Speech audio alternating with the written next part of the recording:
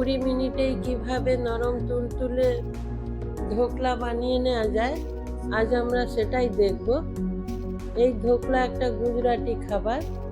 বেসন, লেবুর রস আরও অন্যান্য সব উপকরণ দিয়ে এটা তৈরি হয়। আসুন তাহলে আজ আমরা সেটাই তৈরি করি। নমস্কার, আপনারা এখন দেখছেন রান্না ভালোবাসি। আশা করি সবাই ভালো আছেন। রান্না ভালোবাসির আরও একটি নতুন রেসিপিতে সবাইকে স্বাগত। আজ আমাদের রেসিপিতে থাকছে ধোকলা। আসুন তাহলে দেখে নেওয়া যাক। ধোকলা বানিয়ে নেওয়ার জন্য একটা মেজারিং কাপে 2 কাপ বেসন নিয়েছি। ওই বেসন একটা বোলের মধ্যে ভালো করে চেলে নিয়েছি।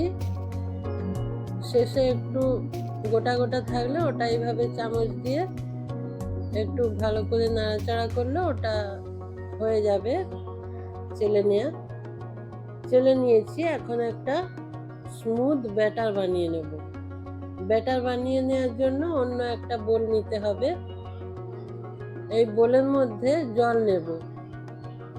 যে মেজারিং কাপে 2 কাপ বেসন নিয়েছি ওই কাপেরই 1 কাপ জল দেব।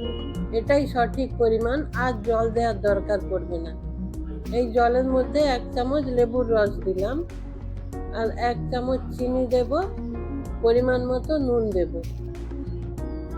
প্লিজ একটা লাইক দিয়ে ভিডিওটা কন্টিনিউ করুন। এখন এই সব কিছু খুব ভালো করে জলের সাথে মিশিয়ে নেব।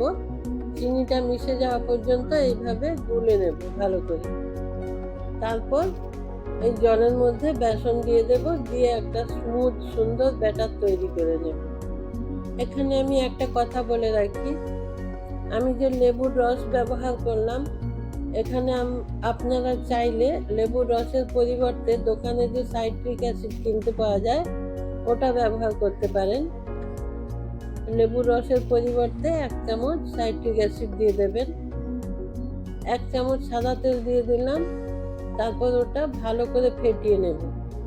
বেসন যত ভালো ফেটানো হবে তত বেশি নরম তুলতুলে হবে ওই ধোকলা। এই যে এইরকম হবে ব্যাটার। বেসনের অর্ধেক পরিমাণ জল দিলেই ব্যাটার ঠিকঠাক হবে, আর জল দেওয়ার প্রয়োজন হবে না। এখন এটা ঢেকে 30 মিনিটের জন্য রেখে দেব। প্লিজ একটা লাইক দিয়ে ভিডিওটা কন্টিনিউ করুন। ততক্ষণে চলুন ধোকলার সঙ্গে খাওয়ার জন্য একটা লাল চাটনি বানিয়ে নিই আমরা। লাল চাটনি বানানোর জন্য প্রথমে চাটনির মশলা বানিয়ে নেব। মশলা রেডি করার জন্য 1 চামচ ধনে, 1 চামচ জিরে, আর হাফ চামচ কালো মরিচ, যেটা গোলমরিচ বলি, ওটা হালকা করে ভেজে নিলাম। হামানদিস্তায় একটু ভাঙা ভাঙা করে নেব, ক্রাশ করে নেব, গুঁড়ো করব না। তারপর কড়াইতে সাদা তেল দিলাম। সাদা তেলের মধ্যে লাল লঙ্কা দিলাম। লাল লঙ্কা দেওয়ার সঙ্গে সঙ্গেই জল দিয়ে দিতে হবে। একটা বাটি মেপে জল দিয়েছি। যে বাটিতে জল দিয়েছি একই পরিমাণ ওই বাটিতেই চিনি দিলাম। ওই বাটি মেপেই চিনিটা দিলাম, জলের সম পরিমাণ চিনি। আর এই লঙ্কা দেওয়ার পর বেশি অপেক্ষা করলে লঙ্কা পুড়ে এটা কালো হয়ে যেতে পারে, সেজন্য লঙ্কা দেওয়ার সাথে সাথেই জলটা দেবেন।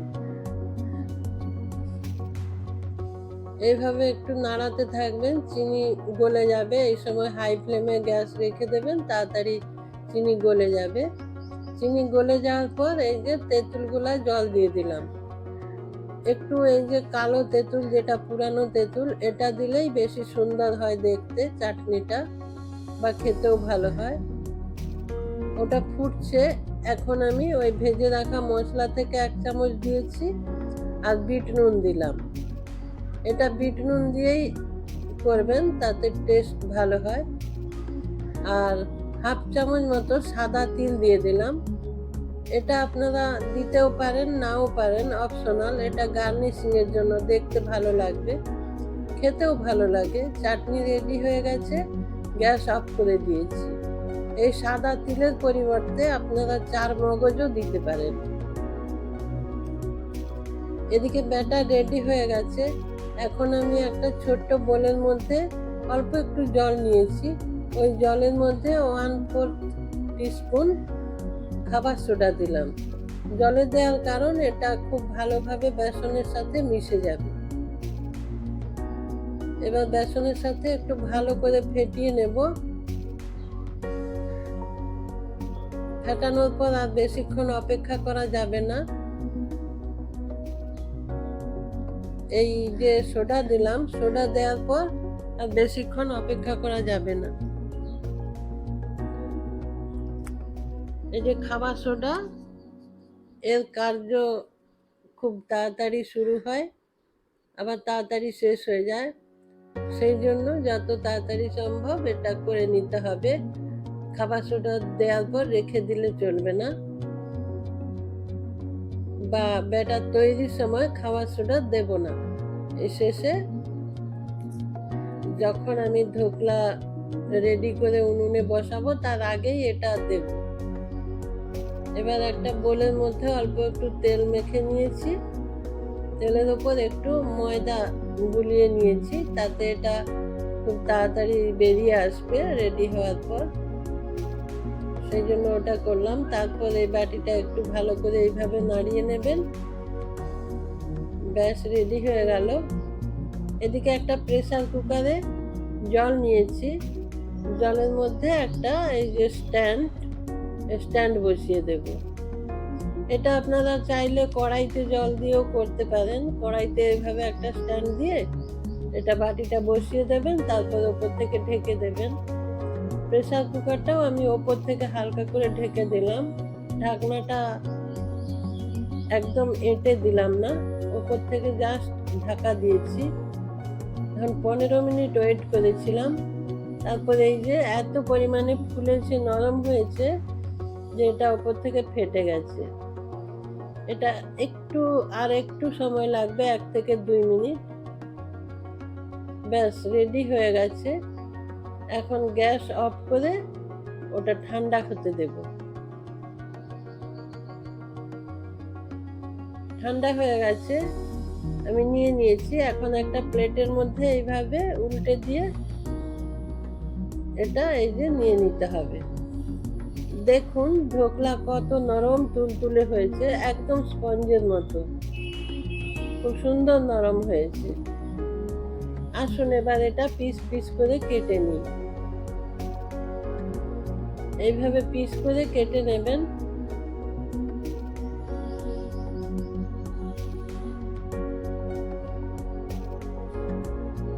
এই পিস করে নিলাম।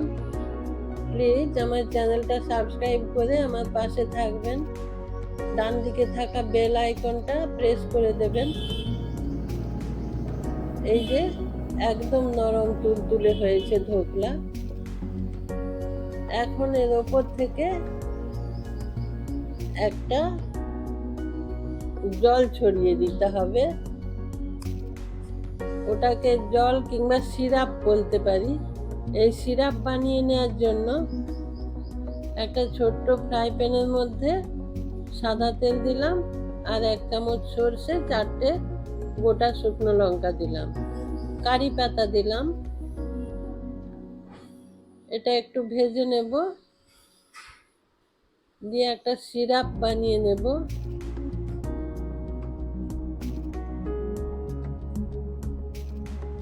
তিনটে কাঁচা লঙ্কা দিলাম, তারপর জল দিয়ে দিলাম। জল দিয়ে এটা একটু ফুটিয়ে নেব।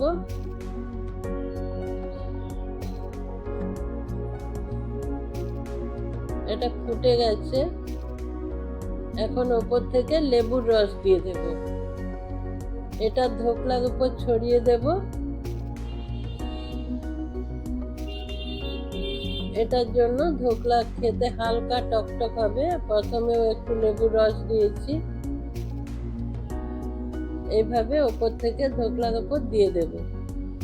ধোকলাগুলো আপনারা চাইলে আরো ছোট পিস করতে পারেন, আমি করলাম না। এটা সন্ধ্যেবেলা চায়ের সাথে পরিবেশন করতে পারেন। এতক্ষণ আমার সাথে থাকার জন্য সবাইকে আমার আন্তরিক ধন্যবাদ। নমস্কার। ভালো থাকবেন সবাই, সুস্থ থাকবেন।